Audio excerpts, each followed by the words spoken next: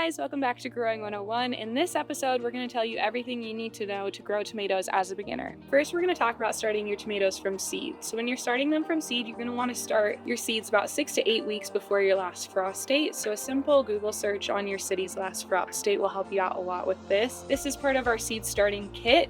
It comes with pretty much everything you need. These aren't tomatoes, but it's pretty good example of how you can grow your seeds. So when you're planting the tomato seeds, you want to put them about a 1/4 inch deep into seed starting soil. Grow lights are super helpful when you're starting from seed, but they're not 100% necessary.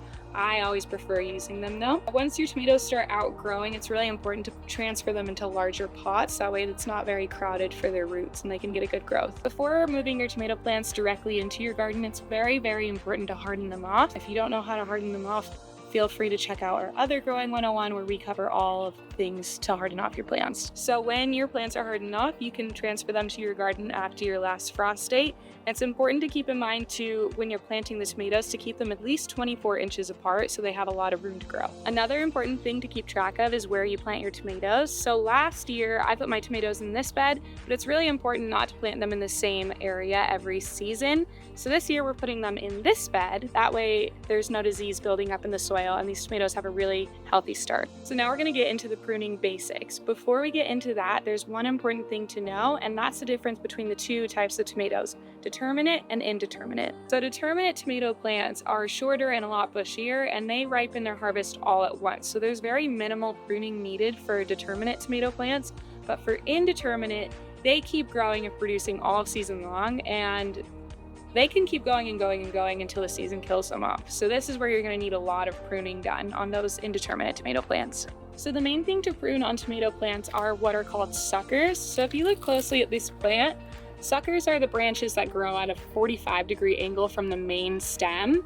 So when these guys keep growing and growing, they'll start to compete with the main stem, and that can reduce a lot of your harvest. Obviously, these guys are a little bit too small to start pruning, but another thing to keep in mind when you're pruning is to watch for any leaves that are really close to the soil.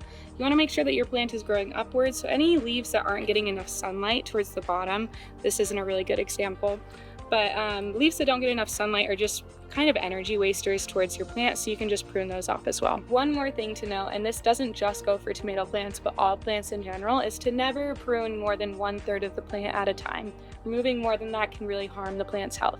So next thing we're going to cover is common issues that you may run into when growing tomatoes and how you can solve them. Bottoms of your tomato plants are black. This is caused by inconsistent watering, so just keep watering consistently and remove any of the affected fruit. So the next issue is when there's spots on your leaves. Fortunately, I don't really have any good examples to show you yet, but if you do see white spots on your leaves, this likely means there's a fungal issue on your tomato plant, and when you see that, all you have to do is remove the affected leaves and start watering from the bottom and make sure the water doesn't touch the leaves, and some mulch at the bottom can help too. So the next common issue is if you have a big leafy plant but you're not getting any tomatoes harvested, this is likely because there's too much nitrogen in your fertilizer. So if you see this issue, just hold off on the fertilizer until some fruit starts appearing. Another common issue tomato growers see is seeing missing leaves or stems overnight.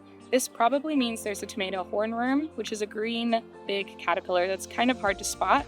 So check at night with a black light and remove by hand. And the last common tomato issue is if your plant is wilting or drooping. This most likely means it's not getting enough water, but it's also smart to see if it's getting 8 hours of direct sunlight. And the last thing we're going to talk about in this Growing 101 is supporting your tomato plants or trellising. So there's a couple of different options for trellising your tomatoes. So your first option is a classic round cage like this one.